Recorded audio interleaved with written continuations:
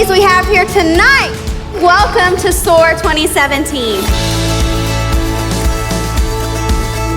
I never really realized how important our mom words are. That approval from us as their moms means everything to our children.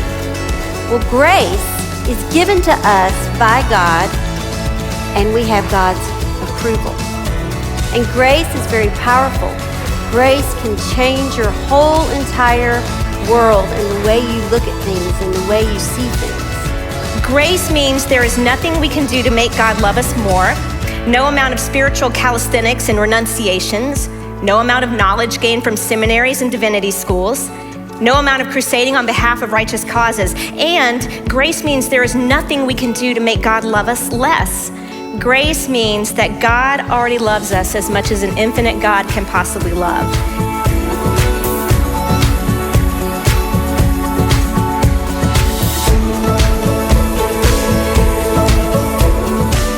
Sometimes it's hard to grasp onto grace because grace in our minds is a feeling.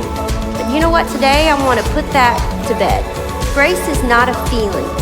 Grace is a position in which you stand. It's a truth found in the Word of God.